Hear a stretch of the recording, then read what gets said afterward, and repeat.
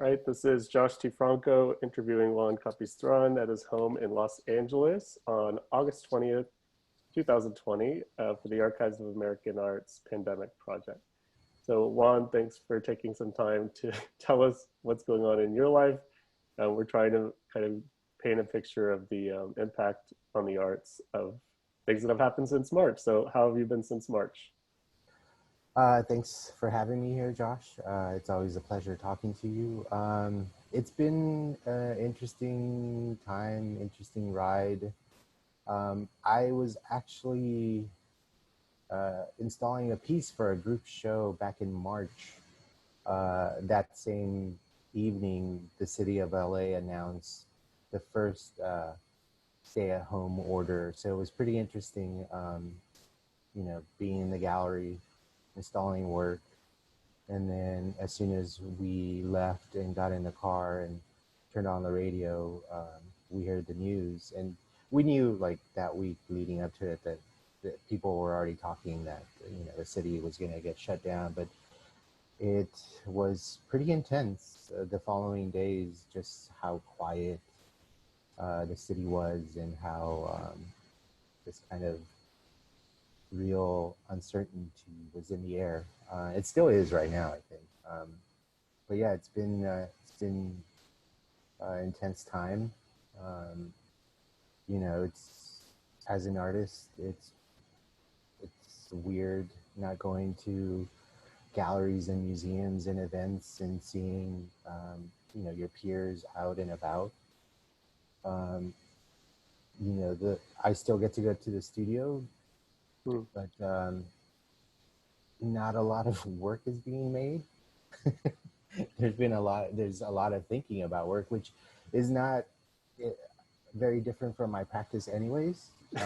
I spend a lot of time thinking outside of the studio, and but projects have been placed on hold because upcoming projects, shows have been postponed, and who knows if they will happen, if they will be rescheduled. Everything's still up in the air. Yeah. So right now it's just about thinking about future projects and trying to envision if these things will ever get off the ground.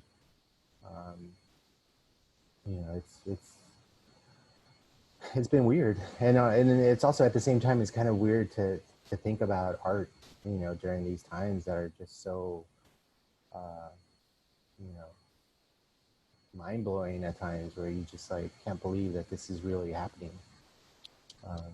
Yeah, have you as the other thing that's marking this time is this technology. Like, we've never done oral histories virtually. Have you found that like things that were postponed or canceled, have they been replaced by, have you gotten a lot of requests for Zoom-based events or virtual events? Yeah, which I'm not the most social person, but I find myself missing these in-person gatherings and events, and so yeah, this virtual world that's been created is it's I don't know. Although like we all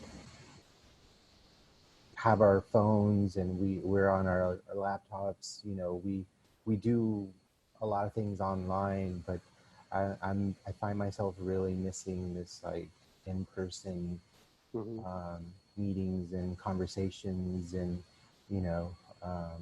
bumping into people here and there. So like this, like even this conversation is still like a little awkward, and I was thinking about not just your work, but you. And I was thinking about punk shows and what happens to punk shows now. Probably they're yeah, just not happening, but afterwards because of the real physicality of a punk show. And I thought you might have. yeah. It's like like I said, it's there is something to be said about these kind of impersonal, personal moments that one shares with like close friends and complete strangers. They're like our whole way of being has completely been distorted, and we've had to really change how we navigate um, our current situation, our current lives. Mm-hmm. Um, you know, at home it's just me and my wife Hazel, and you know, we're best friends. We collaborated on projects. Um, so you know, we've been really good at home. Mm-hmm. But still, you know, one of the things that we would do on a weekly, sometimes 2, 3 times a week, is go to the movies. We seriously watch films all the time, and that's the one thing I think we're really missing. Yeah. Like going to the theater and just like fully, um, you know, being like into watching like this giant projection of something. Mm-hmm. Um, so yeah, it's I don't know what's going to happen in the next couple months, next year, if we're still going to be in this situation. And you know, that's kind of if you think about the long game, that's really I don't know how the art world's going to you know, recover, or how it's going to, what it's going to morph into. Um, you know, because even right now, like there's a couple of galleries in town reopening for like by appointment. There's a lot of virtual exhibitions happening, but it's had a tremendous impact on us all. Mm-hmm. Yeah, so I don't know if you know, people are just going to stop. You know, uh, I don't know. A lot of galleries are going to close still. It's it's kind of really a lot of things are up in the air. Yeah. It's hard not to be just anxious Yeah, these days. Uh, and that's just like in the art world, and you yeah. know, like the rest of the world, life is like even crazier.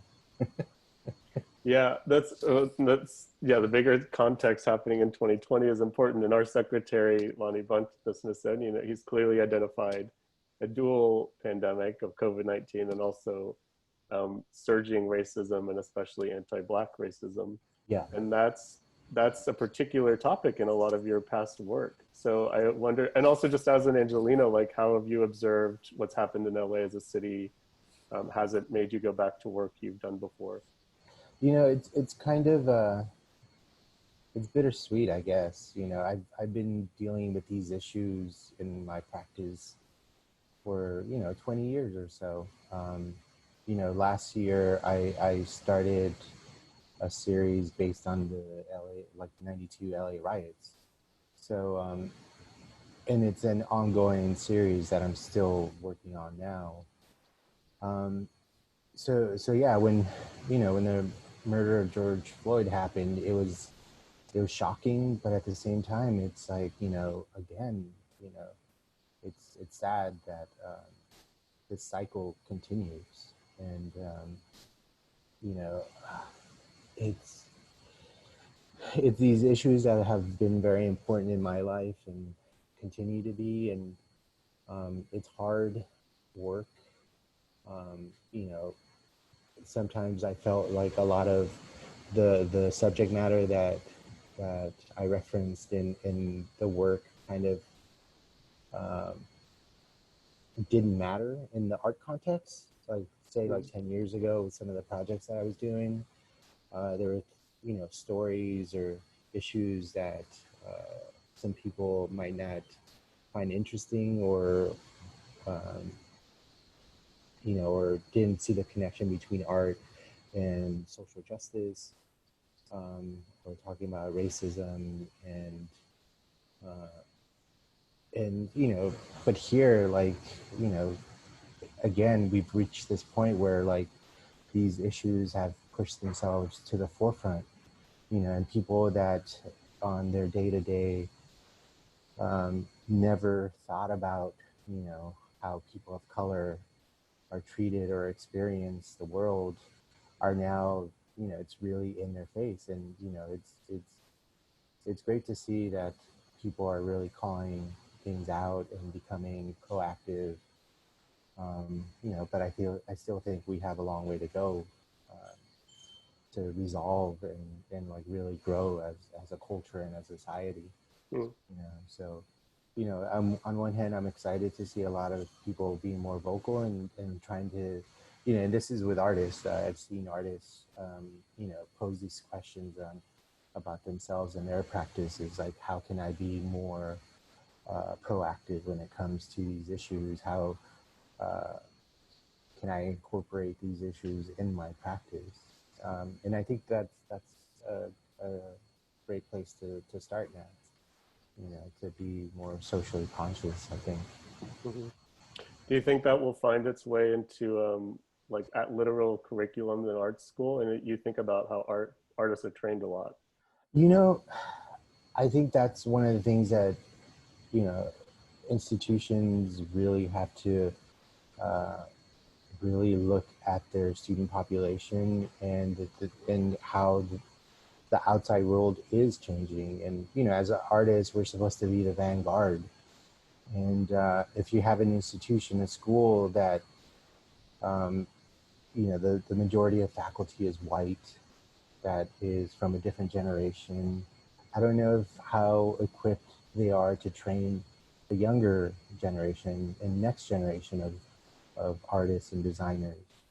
I think changing curriculum and, um, you know, I, I wonder, I look back at my education and I think I did most of my learning outside of the Western canon Mm. by working in the school library. That's how I discovered a lot of artists of color um, that we weren't learning about in class.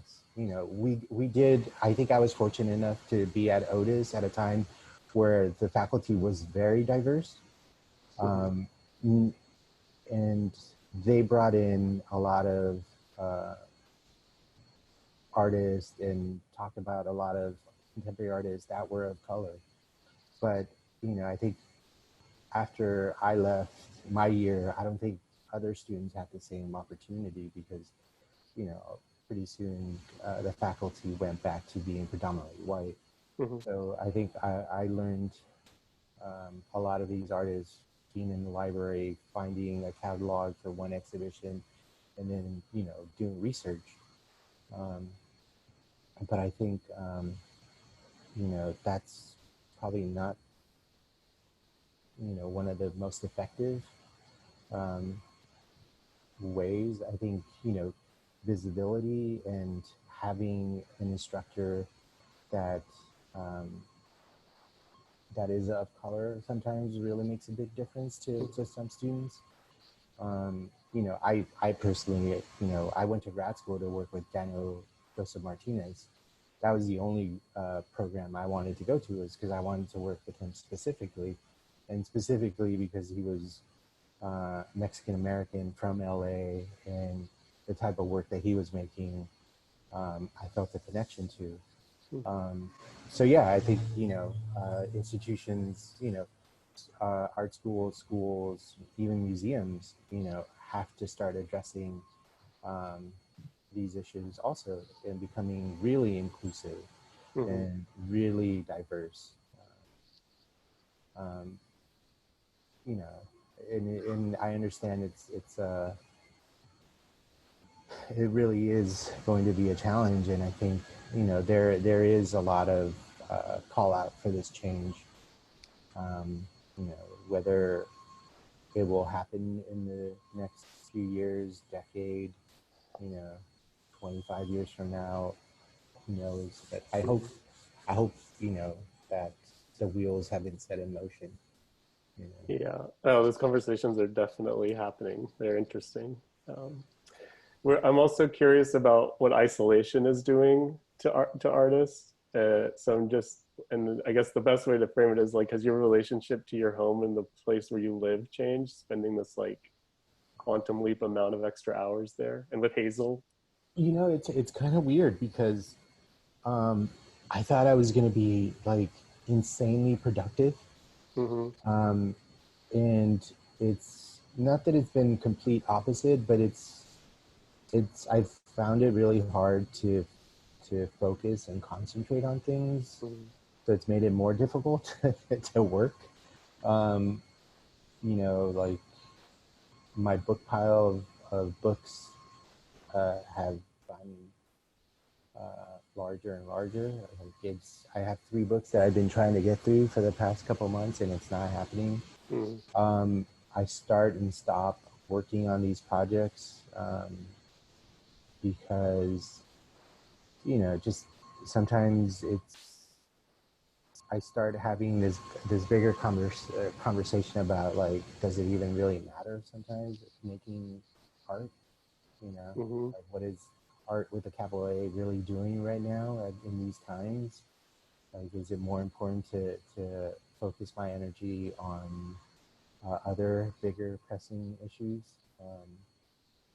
And then, you know, and then I find myself, like, having another conversation where it's like, of course art matters. Like, what am I doing? Like, I have to get back in, the quote unquote studio and, like, you know, really figure out, what as it what I'm doing as an artist. Again, it's like I think I do that a lot anyways. Like, every few years I kind of, have these conversations with myself and with Hazel about, like, what it means to be a contemporary artist, and what are my responsibilities, and, you know, who am I to the rest of the world, my community, um, you know, what are the conversations that I, I think are important and we should have.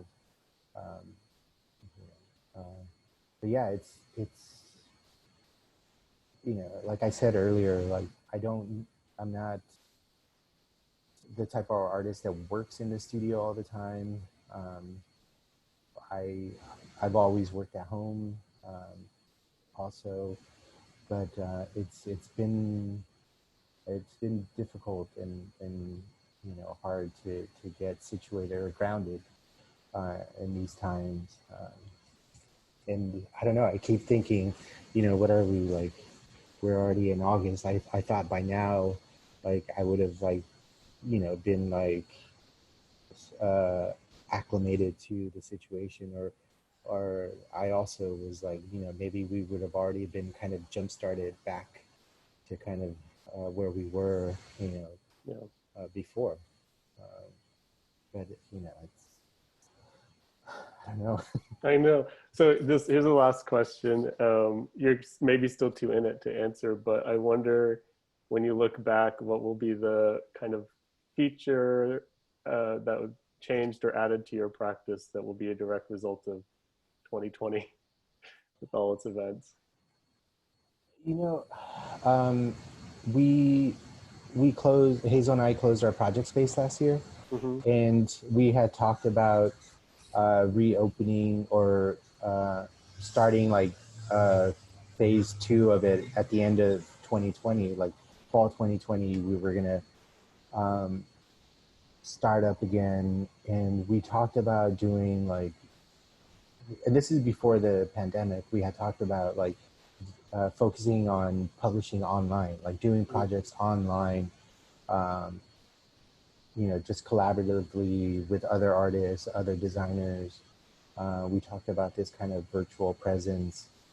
And now, personally, I kind of really miss the physical space that we had, the openings, Mm-hmm. and when we would have friends and artists, designers come and visit us.